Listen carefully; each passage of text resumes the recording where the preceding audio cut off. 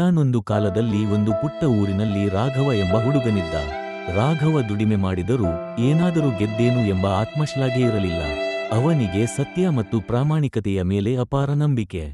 ಒಂದು ದಿನ ರಾಘವ ಕೆಲಸಕ್ಕೆ ಹೋದಾಗ ಮಾರ್ಗ ಮಧ್ಯೆ ಒಂದು ಚಿನ್ನದ ಕಿವಿಯೋಲೆ ಕಂಡುಬಂತು.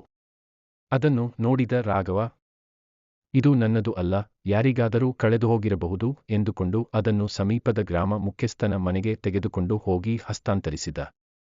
ಮುಖ್ಯಸ್ಥನು ಆ ಕಿವಿಯೊಲೆಯನ್ನು ನೋಡಿದಾಗ, ಇದು ನನ್ನ ತಂಗಿಯದಾಗಿದೆ, ಕಳೆದು ಹೋಗಿದೆ ಎಂದು ದುಃಖಪಡುತ್ತಿದ್ದರು. ನೀನು ಇದನ್ನು ತರುತ್ತಿ ಎಂದು ಕನಸು ಕೂಡ ನೋಡಿರಲಿಲ್ಲ ಎಂದನು.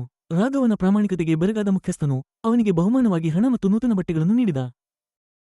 ಈ ಘಟನೆಯ ನಂತರ ಗ್ರಾಮಸ್ಥರೆಲ್ಲರೂ ರಾಘವನನ್ನು ಗೌರವಿಸುತ್ತಿದ್ದರು. ಅವನನ್ನು ಪ್ರಾಮಾಣಿಕ ವ್ಯಕ್ತಿಯ ಮಾದರಿಯಾಗಿ ಕಂಡರು. ಈ ಕತೆ ನಮಗೆ ಹೇಳುವುದು ಏನೆಂದರೆ, ಪ್ರಾಮಾಣಿಕತೆಯು ಅಲ್ಪ ಕಾಲದ ಕಷ್ಟ ನೀಡಬಹುದು, ಆದರೆ ದೀರ್ಘಕಾಲದ ಗೌರವವನ್ನು ತರುತ್ತದೆ.